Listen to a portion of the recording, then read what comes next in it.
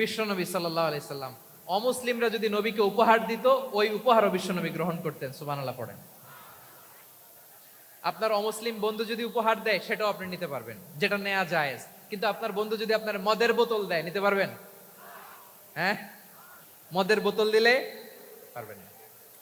আপনার বন্ধু যদি আপনার পর্ক দেয়, পর্ক, শুকরের গোশত মিশ্রিত কোনো খাবার, ওটা নিতে পারবেন না। হালাল যে কোনো জিনিস নিতে পারবেন। বিশ্বনবী সাল্লাল্লাহু আলাইহি ওয়াসাল্লাম অমুসলিমদের দেয়া হাদিয়া গ্রহণ করতেন। কেমন নবী ছিলেন? আমার নবীরে চিনে নেন, আমার নবীর অ্যাটিটিউড জেনে নেন। বিষ্ণু ইসা ইসলাম যখন কোনো জনপদে যেতেন, তিনটা অপশন নিয়ে যেতেন। প্রিয় ভাইয়ের, আওয়াজ করে বলতে হবে, কোন জনপদে গেলে আমার নবীর অপশন থাকতো কয়টা? আমার মতো তিন আঙ্গুল উঁচু করে দেখান আর বলুন, আমার নবী কোন জনপদে গেলে কয়টা অপশন নিয়ে যেতেন? এক নাম্বার অপশন, আসলিম তাসলাম। নতুন এলাকায় গেলে বলতেন আসলিম তাসলাম, ইসলাম ধর্ম গ্রহণ করো, শান্তিতে থাকবা, আমার ভাই হয়ে যাবো, আমরা ভাই ভাই। ইসলাম মানো, আমরা ভাই ভাই। অপশন নাম্বার কত? এক। যদি বলে না ইসলাম মানবো না, ওকে, অপশন নাম্বার টু, মুসলিম হওয়ার দরকার নাই, লা ইকরাহা ফিদ্দিন, ইসলামে কোনো বাড়াবাড়ি নাই।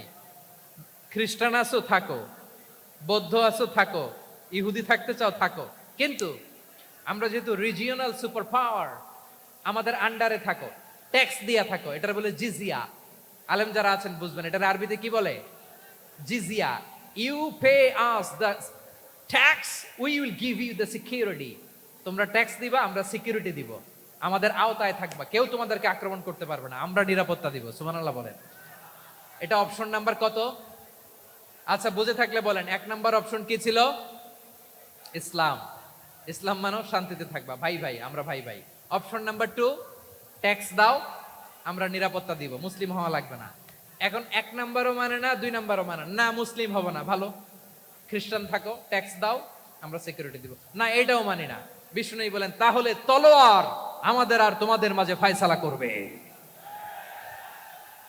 মুসলিমও হবো না, ট্যাক্স দিবা, নিরাপত্তা দিব, আমরা সুপার পাওয়ার, আমাদের আন্ডারে থাকবে, এইটাও না। তাহলে তোমাদেরকে তো আমরা বিশ্বাস করতে পারি না, কখন না কখন বিশ্বাসঘাতকতা করো, কার সাথে মিলে হাত মিলাও, তলোয়ার আমাদের মাঝে ফায়সালা করবে। তখন তিনি জেহাদের সশস্ত্র সংগ্রামের ঘোষণা দিতেন। সুবহানাল্লাহ পড়েন।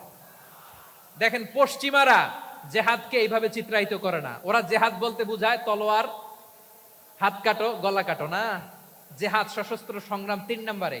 অধিকাংশ ক্ষেত্রেই বিশ্বনবীর সুন্দর আচরণ দেখে, আরে আমার নবীর যে নুরানি চেহারা, অনেকে তো কেবল সিরেফ চেহারাটা দেখেই কালিমা পড়ে মুসলমান হয়ে গিয়েছে। যারা মুসলিম হয় নাই, তারা তাদের ইসলামেই বলবৎ ছিল, ট্যাক্স দিয়ে ইসলামের আন্ডারে ছিল। যারা এটাও মানে নাই, ওইটাও মানে নাই, তাদের বিরুদ্ধে জেহাদ। বিষ্ণু ইসলাম 7ম হিজরিতে যখন খায়বার বিজয়ের পরে ইসলাম রিজিওনাল সুপার পাওয়ার হিসেবে আত্মপ্রকাশ করলো, বিশ্বনবী চিঠি লিখলেন অন্যান্য সুপার পাওয়ারের কাছে, রাষ্ট্রীয় চিঠি লেখে এক রাষ্ট্রপ্রধান আরেক রাষ্ট্রপ্রধানের কাছে। ঠিক কিনা বলেন? জানেন না আপনারা? এই যে 24-এর ছাত্র নাগরিক অভ্যুত্থানে, এই অভ্যুত্থান যখন শুরু হয়, আমি তখন সাউথ আফ্রিকাতে, একটা স্ট্যাটাস দিয়েছিলাম, কোটা নয়, গোটা দেশ সংস্কার করা লাগবে। শুধু বাংলাদেশ নয়, সারা বিশ্বের বাংলা ভাষাভাষী লোকেরা এই আন্দোলনের সাথে সমর্থন তারা করেছে, এটাকে সাপোর্ট করেছে, তারা সমর্থন দিয়েছে। আমাদের ইউনাইটেড আরব আমিরাতের বাংলাদেশি ভাইয়েরা, তারা সেখানে রাস্তায় নেমে এসেছিল, জানেন? ওইখানে ডেমনস্ট্রেশন করা যায় না, সেখানকার সরকার তাদেরকে যাবজ্জীবন দিয়েছিল। তখন আমাদের এই যে প্রধান উপদেষ্টা ডক্টর মোহাম্মদ ইউনূস সরাসরি G2G বলে, এটারে G2G, government to government, G2G, উনি চিঠি লিখলেন যে তাদেরকে, ইউর হাইনেস, হে সম্মানিত আমির, আপনি আমার এই চিঠির কারণে আমার সম্মানে এই 53 জন বাংলাদেশিকে মাফ করে দেন। এই চিঠির বদৌলতে বেকসুর খালাস পেয়ে গিয়েছিল আমাদের ভাইরা। জানেন না এই ঘটনা আপনারা? তাহলে গভর্নমেন্ট টু গভর্নমেন্ট চিঠি দেওয়া হয়। 7ম হিজরিতে বিষ্ণু ইসলাম সব সুপার পাওয়ারের কাছে চিঠি দিলেন, রোমান সম্রাটের কাছে, পারস্য অধিপতির কাছে, মিশরের অধিপতির কাছে, সবার কাছে চিঠি লিখলেন। চিঠির ভাষা ছিল এরকম, মিন মুহাম্মাদিন রাসূলিল্লাহ ইলা মুকাওকিস আযীমিল কিবত, মুহাম্মদ রাসূলুল্লাহর পক্ষ থেকে মিশরের বাদশার কাছে আসলিম তাসলাম, ইসলাম মানো শান্তিতে থাকবা, সালামুন আলা মান ইত্তাবা আল হুদা, শান্তি তার জন্য যে হেদায়েতের অনুসরণ করে। সুবহানাল্লাহ পড়েন। তো এই চিঠি অনেকে ভালোভাবে রিসিভ করেছে, অনেকে এই চিঠি পাওয়ার পরে নবীর কাছে আবার ইন রিটার্ন উপহার পাঠিয়েছে। কি পাঠিয়েছে? উপহার। মিশরের বাদশা মুকাউকেস তিনি বিশ্বনবীকে বিশাল এক উপহারের ডালি পাঠিয়েছেন। মিশরের বাদশা মুকাউকেস ছিলেন ধর্মে খ্রিস্টান। লালমনিরহাটের ভাইয়েরা আওয়াজ করে বলেন, মিশরের বাদশা ধর্মে কি ছিল? খ্রিস্টান। কি উপহার দিয়েছিল আমার নবীকে? শুনতে মনে চায়? আওয়াজ নাই লালমনিরহাটের গলায়। শুনতে মনে চায়? 1000 স্বর্ণ মুদ্রা। 1000 স্বর্ণ মুদ্রা। দুইটা খ্রিস্টান দাসী, একজনের নাম মারিয়া বিনতে শামাউন আল কিবতিয়া, আরেকজনের নাম সিরিন বিনতে শামাউন আল কিবতিয়া।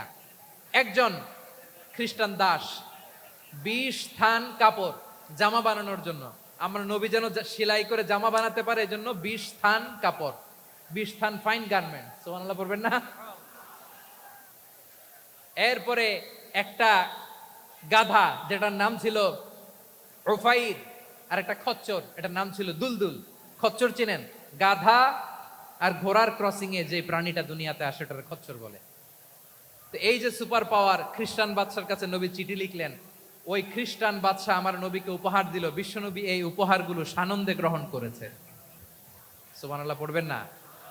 তাহলে অমুসলিম কেউ যদি আপনাকে উপহার দেয়, হালাল উপহার হলে আপনি গ্রহণ করতে পারবেন। অনুরূপভাবে পারস্যের বাদশা, রোম সম্রাট বিশ্বনবীকে উপহার পাঠিয়েছেন। আমার নবী সবগুলো উপহার গিফট গ্রহণ করেছেন। সুবহানাল্লাহ বলেন। তাহলে প্রিয় লালমনিরহাট আওয়াজ করে বলুন, ইসলাম কি ন্যারো মাইন্ডেড রিলিজিয়ন না ব্রড মাইন্ডেড? আম্মাজান আয়েশার কাছে মাসালা জানতে চায় মেয়েরা, হে আম্মাজান, অগ্নি উপাসকেরা তাদের ঈদের দিন নওরোজের সময় আমাদেরকে পাখি দেয়, নেওয়া যাবে? উনি বললেন, ওরা জবাই করে দিলে নেওয়া যাবে না, কিন্তু ওরা যদি ফলমূল এরকম খাবার দেয় এগুলো নেওয়া যাবে। তার মানে অমুসলিমদের দেয়া উপহার এটা গ্রহণ করা যায়। সুবহানাল্লাহ বলেন। শুধু তাই নয়, বিষ্ণু ঈসা ইসলাম অমুসলিমদের সাথে আর্থিক লেনদেনও করেছেন, ফিনান্সিয়াল ডিলিং করেছেন। অমুসলিমদের সাথে প্রয়োজনে আপনি ফিনান্সিয়াল ডিলিং করতে পারবেন। আমরা প্রায় দেখি বাজারের মিষ্টির দোকানগুলো আমার হিন্দু ভাইদের। লালমনিরহাটে মিষ্টির দোকান, দইয়ের দোকান কারা চালায়? হিন্দুরা চালায় না? তারপরে যে বারবার শপ, চুল কাটে যে নাপিত, অধিকাংশ নাপিতের দোকানে কারা? আমার হিন্দু ভাইরা। তা আপনি চুল কাটতে পারবেন কিনা? পারবেন কিনা বলেন? পারবেন। তার দোকান থেকে দই মিষ্টি কিনতে পারবেন কিনা? হ্যাঁ, আমার মুসলিম ভাইয়ের দোকান থাকলে ওইটার আমি বেশি প্রায়োরিটি দিব, ঠিক কিনা? কিন্তু যদি তাদের সার্ভিস নিতে চান, প্রোডাক্ট নিতে চান, পারবেন। তার দলিল সহিহ বুখারী, আম্মা জান আয়েশা রাদিয়াল্লাহু তাআলা আনহা বলেন, ইশতারা রাসূলুল্লাহ সাল্লাল্লাহু আলাইহি ওয়াসাল্লাম মিন ইয়াহুদিয়িন তুআমান ওয়া রাহানাহু দিরআহু মিন হাদিদ। রাসূল সাল্লাল্লাহু আলাইহি ওয়াসাল্লাম এক ইহুদির কাছ থেকে, কার কাছ থেকে?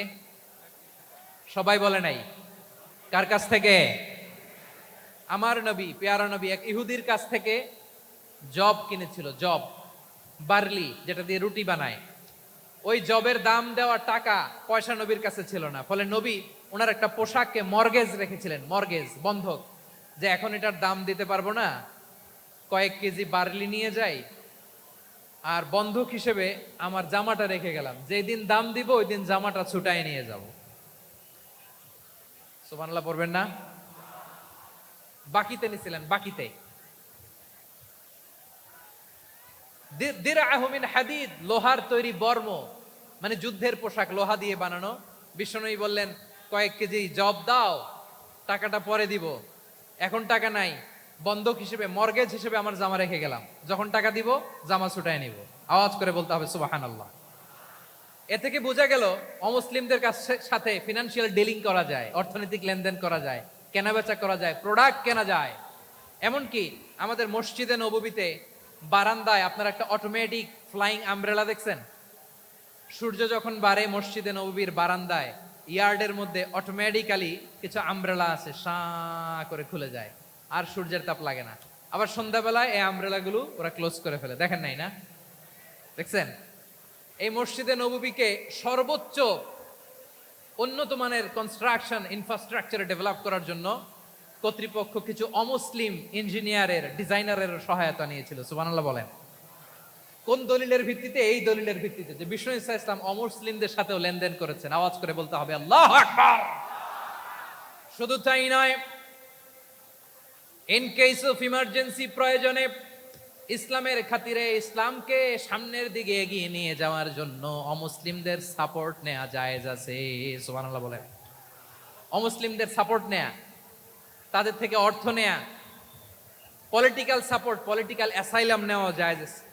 আমাদের অনেক বিশ্ববরেণ্য দায়ীরা আমেরিকায় অস্থায়ীভাবে অ্যাসাইলাম নিয়ে থাকে, নিজের দেশে গেলে ফাঁসিতে ঝুলাই দিবে। যুগ যুগ ধরে দায়ীদের উপরে এরকম অত্যাচার আর নির্যাতন আছে না নাই? মিশরের অনেক দায়ীরা পাশ্চাত্যে যেয়ে থাকে। এই যে তারা পলিটিক্যাল অ্যাসাইলাম নিয়ে থাকে, রাজনৈতিক আশ্রয়, এটা জায়েজ আছে না? এটা যে জায়েজ আছে তার প্রমাণ স্বয়ং বিশ্বনবী সাল্লাল্লাহু আলাইহি ওয়াসাল্লাম পলিটিক্যাল সাপোর্ট নিয়েছিলেন অমুসলিমদের কাছ থেকে। সুবহানাল্লাহ বলেন। খুব মজাদার একটা ঘটনা, শুনবেন? আপনাদের আগ্রহ দেখে তো মনে হয় না শোনার ইচ্ছা আছে।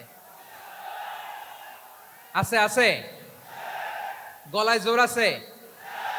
লিল্লাহি তাকবীর, লিল্লাহি তাকবীর, নারায়ে তাকবীর।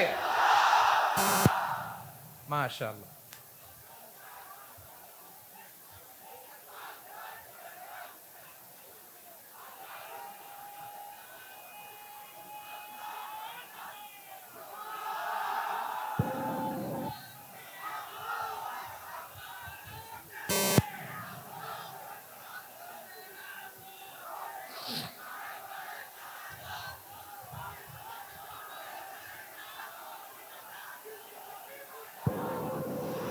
মাশাআল্লাহ মাশাআল্লাহ। থামুন থামুন আমার ভাইরা। বিশ্বনবীর বয়স তখন প্রায় 51 বছর। কত বছর? বিশ্বনবীর সবচেয়ে কাছের মানুষ খাদিজা রাদিয়াল্লাহু তাআলা আনহা ইন্তেকাল করেছেন। বিশ্বনবী বড্ড কষ্ট পেলেন, হৃদয়টা ভেঙে খান খান। যিনি ঘরের ভেতরে বিশ্বনবীকে সান্ত্বনা দিতেন, ভালোবাসা দিতেন, বাইরে গেলে কুরাইশরা বকাঝকা করে, অত্যাচার করে, কিন্তু আম্মাজান খাদিজা রাদিয়াল্লাহু তাআলা আনহা ঘরটারে এমন শান্তির নীড় বানায় রেখেছেন, এই ঘরের ভিতরে ঢুকলে বিশ্বনবীর কলিজাটা ঠান্ডা হয়ে যেত। এজন্য রব্বুল আলামিন বলেন, খাদিজা, ও আমার বান্দি খাদিজা, জান্নাতে এমন স্পেশাল একটা ঘর আমি তোমার জন্য রেডি করে রেখেছি। ওই ঘরের মধ্যে কোনো আওয়াজ নাই, ওই ঘরের মধ্যে কোনো নয়েজ নাই, ওই ঘরে কোনো বিশৃঙ্খলা নাই। কারণ মক্কার জমিনে আমার নবী কুরাইশদের বিশৃঙ্খলা, নয়েজ আর ঝামেলাগুলোকে উপেক্ষা করে যখন তোমার ঘরের ভিতরে ঢুকতো, ঘরটারে তুমি শান্তির নীড়, ঠান্ডা, নীরব, নিস্তব্ধ, নিঝুম আর শান্তির নীড় বানিয়ে রেখেছো।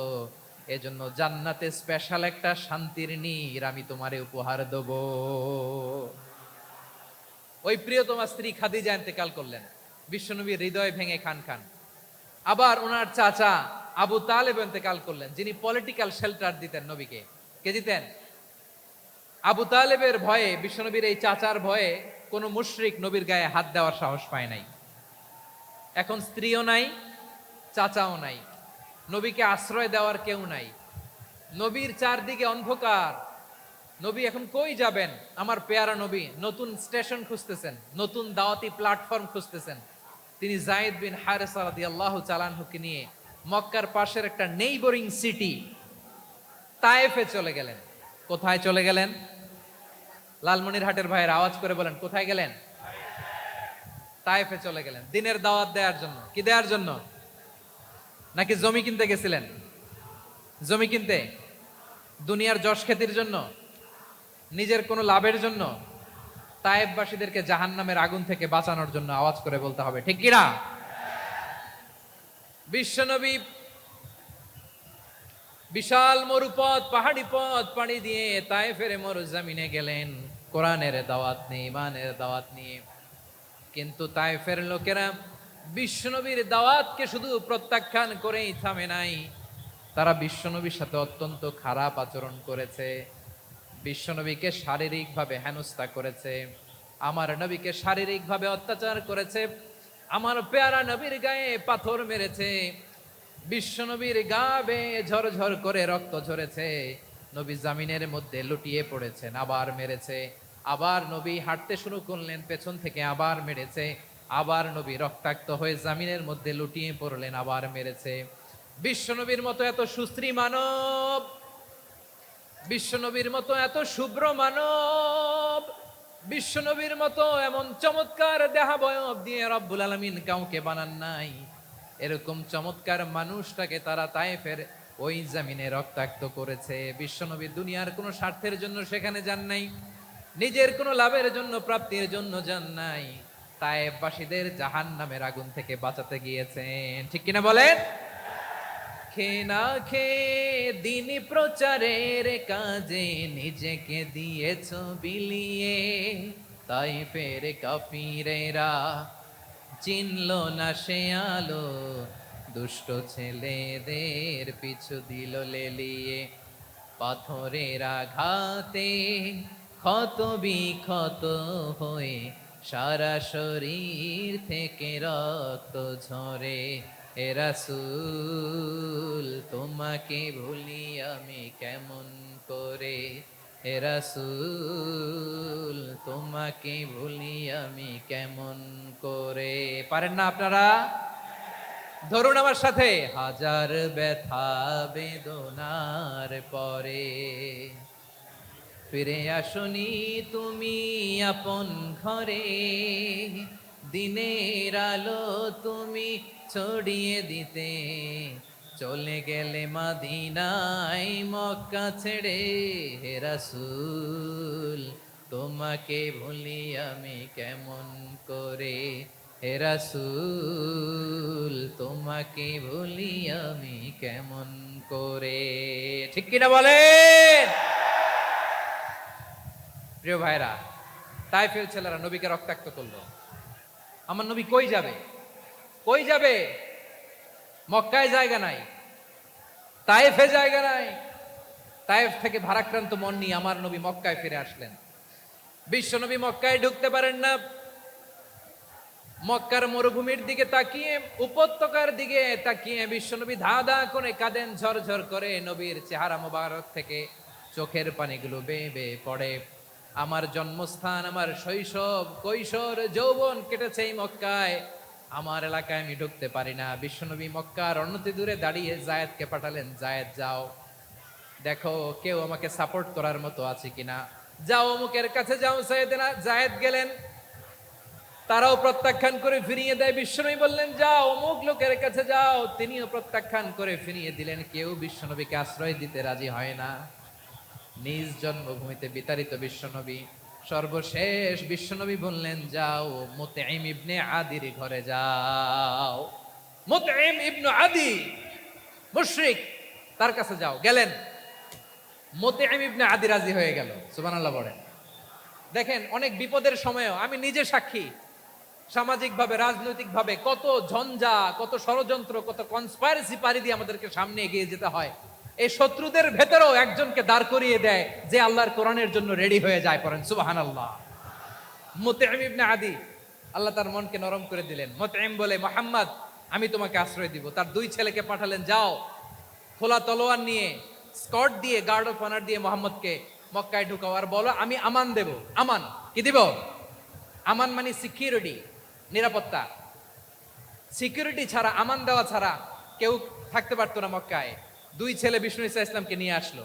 নবী কাবার চারদিকে তাওয়াফ করলেন, নামাজ পড়লেন। আবু জাহেল, উতবা, সাইবা, ওয়ালিদ ইবনে মুগীরা সবাই দেখে, কেউ কিছু করতে পারে না।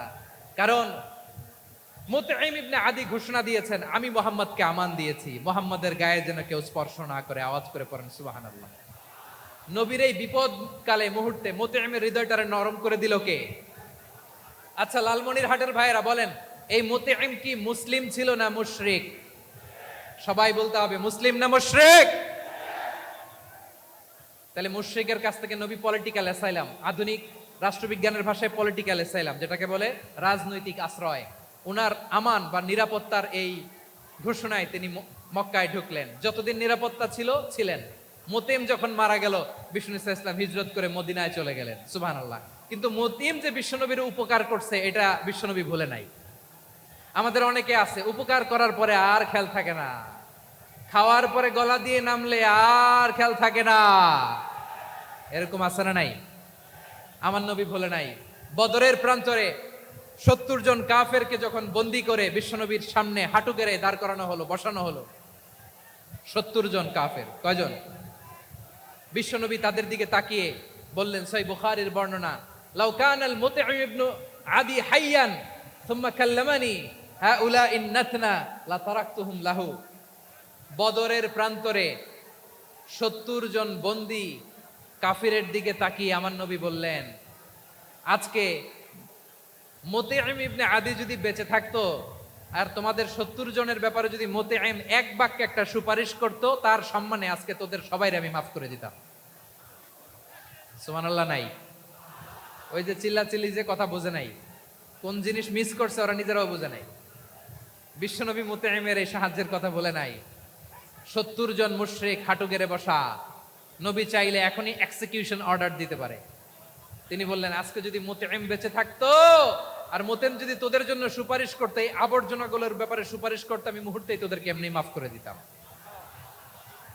এবার বলেন, ইসলাম কি ন্যারো মাইন্ডেড না ব্রড মাইন্ডেড?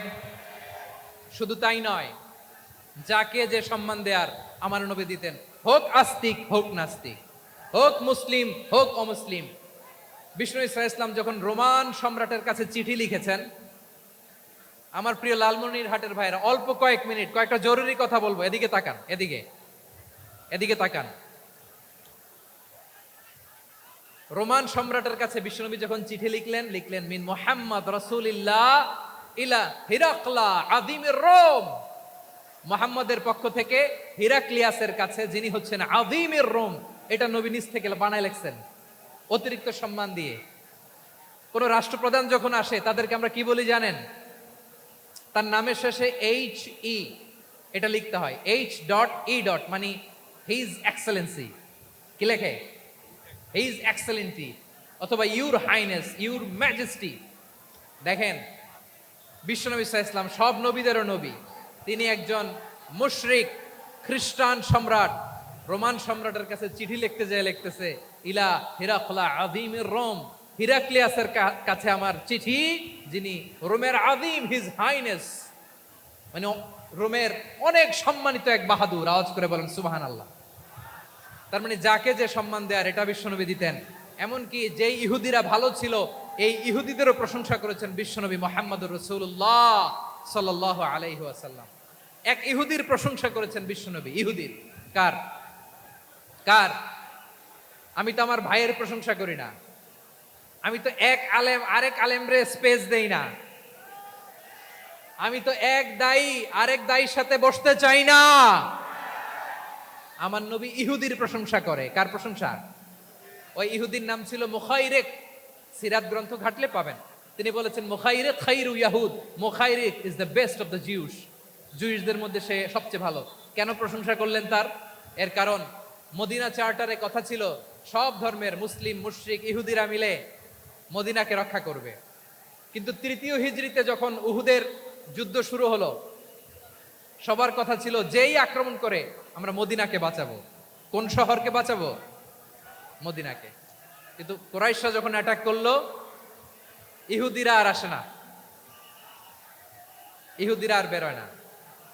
বিষ্ণু বললেন, ওহে ইহুদিরা, তোমরা না চুক্তি করলে আমার সাথে যে মদিনা বাঁচাতে সবাই ঝাঁপিয়ে পড়বো, আসো। একটা ইহুদিও বেরোয় না, কেউ আসে নাই সেদিন, একজন ছাড়া। তার নাম মুখাইরেক। তার নাম কি? মুখাইরেক বাহাদুরের মতো ঘোড়সাওয়ার হয়ে বেরিয়ে গেলেন এবং বললেন, গোটা ইহুদি সাম্রাজ্যের একজনও যদি না আসে, আমি মুখাইরেককে কেউ ঘরে আটকে রাখতে পারবে না। বেরিয়ে আসলেন, এসে বললেন, আমি মুহাম্মদের পক্ষে যুদ্ধ করব। আমি মারা গেলে আমার সম্পদ আমার উত্তরাধিকারীরা পাবে না, আমার সম্পদ তোমরা মুহাম্মদকে দিয়ে দিবা। সুবহানাল্লাহ বলেন। উহুদের ময়দানে 70 জন মুসলমান শহীদ হলো। এই ইহুদি, সেও মুসলমানের পক্ষে যুদ্ধ করে নিহত হলো। সুবহানাল্লাহ বলেন। মুসলিমদের লাশ যখন নিয়ে আসা হলো, এই মুখাইরিকের লাশও নিয়ে আসা হলো। মুসলিমদের লাশের পাশে মুখাইরিকের লাশ দেখে বিশ্বনবী মুখাইরিকের প্রতি অনেক খুশি হলেন। আর বিশ্বনবী খুশি হয়ে বললেন মুখাইরিক খৈরু ইয়াহুদ, মুখাইরিক যদিও তুমি ইহুদি তারপরে তুমি সব ইহুদিদের মধ্যে সেরা ইহুদি পড়েন সুবহানাল্লাহ। আমার নবী ইহুদিকেও সম্মান দিতে কার্পণ্য করে নাই, আওয়াজ করে বলেন আল্লাহু আকবার। প্রিয় ভাইরা, এবার সর্বশেষ আওয়াজ করে বলেন ইসলাম কি ন্যারো মাইন্ডেড নাকি ব্রড মাইন্ডেড? সবাই বলেন ন্যারো মাইন্ডেড না ব্রড মাইন্ডেড? এজন্য অমুসলিম হইলেই তারা আমাদের শত্রু নয়। শত্রু কারা? এই লালমনিরহাটের ভাইয়েরা শোনেন, শত্রু কারা? যে সমস্ত অমুসলিম আমাদেরকে নিশ্চিহ্ন করে দিতে চায়, যে সমস্ত অমুসলিম আমাদের ভূখণ্ড থেকে আমাদেরকে তাড়িয়ে দিতে চায়, যে সমস্ত অমুসলিম আমার ধর্ম নিয়ে তুচ্ছতাচ্ছিল্য করে চিল্লায় বলেন ঠিক কিনা, তারা আমাদের শত্রু। সাধারণ অমুসলিমরা আমার শত্রু নয়। এই যে হিন্দুরা থাকে এরা আমার ভাই, বৌদ্ধরা আমার ভাই, খ্রিস্টানরা আমার ভাই, ইহুদিরা আমার ভাই। তারা দিনই ভাই নয়, তারা মায়ের পেটের ভাই নয়, তারা মানবিক দিক থেকে ভাই। ও মানুষ, আমিও মানুষ। ইসলাম মানুষকে সম্মান করে, চিল্লায় বলো ঠিক কিনা। যারা আমাদের অস্তিত্বকে নিশ্চিহ্ন করতে চায়, যারা আমাদের ভূখণ্ডকে দখল করতে চায়, যারা আমাদেরকে নিয়ে মকারি করে, ফান করে, টিটকারি করে, আমার ধর্ম নিয়ে খেলা করে, তাচ্ছিল্য করে, ওদের বিরুদ্ধে আমাদের জিহাদ। সাধারণ মুসলিম আমাদের শত্রু নয়। আপনি জানেন নিউ ইয়র্কে, আমি তো নিউ ইয়র্কে ছিলাম অনেকদিন, ওখানে ফিলিস্তিনিদের পক্ষে যখন আমরা মিছিল করেছি অনেক ইহুদি আমাদের সাথে মিছিলে দাঁড়িয়েছে। কারণ ওরাও জানে এই ভূখণ্ড ফিলিস্তিনিদের ভূখণ্ড। আওয়াজ করে বলো লালমনিরহাট ঠিক কিনা। ইসরায়েলের রাজধানী খোদ তেল আবিবে অনেক ইহুদিরা বেঞ্জামিন নেতানিয়াহু তার বিরুদ্ধে মিছিল করেছে। তো তারা কি আমাদের শত্রু? না। অনেক খ্রিস্টান আমাদের সাথে আমাদের স্বার্থ রক্ষায় আমাদের পাশে দাঁড়িয়েছে। খেয়াল রাখবেন, হিন্দু আর হিন্দুত্ববাদ এক নয়, ইহুদি ধর্ম আর জায়নিজম এক নয়। জায়নিজমের বিরুদ্ধে আমাদের সংগ্রাম, আমাদের জেহাদ, চিল্লায় বলেন ঠিক কিনা। এই যে ফিলিস্তিনের ভাইয়েরা, তারা তাদের স্বাধীনতা সংগ্রামের জন্য লড়াই করছে, করে যাচ্ছে, আমরা এটাকে সমর্থন জানাই, চিল্লায় বলো ঠিক কিনা। কাশ্মীরের ভাইয়েরা স্বাধীনতার জন্য সংগ্রাম করছে, আমরা সেই সংগ্রামকে সমর্থন জানাই, আওয়াজ করে বলো ঠিক কিনা। যারাই আমাদের ইসলামকে নিশ্চিহ্ন করতে চায় তাদের বিরুদ্ধে আমাদের সংগ্রাম, আওয়াজ করে বলতে হবে ঠিক কিনা। ওই সমস্ত দুর্বৃত্তদের সাথে আমাদের কোনো সম্পর্ক নাই। আমরা যদি ঐক্যবদ্ধ থাকতে পারি ওই দুর্বৃত্তরা চান্স পাবে না। আমরা ঐক্যবদ্ধ থাকতে রাজি আছি। লালমনিরহাটের ভাইয়েরা, আমরা ঐক্যবদ্ধ থাকলে ওই দুর্বৃত্তদের কালো হাত ভেঙে দিতে আমাদের সময় লাগবে না। তাদের কালো হাত ভেঙে দিতে রাজি আছে মুসলমান? কারা কারা রাজি? দু হাত তুলে দেখাও।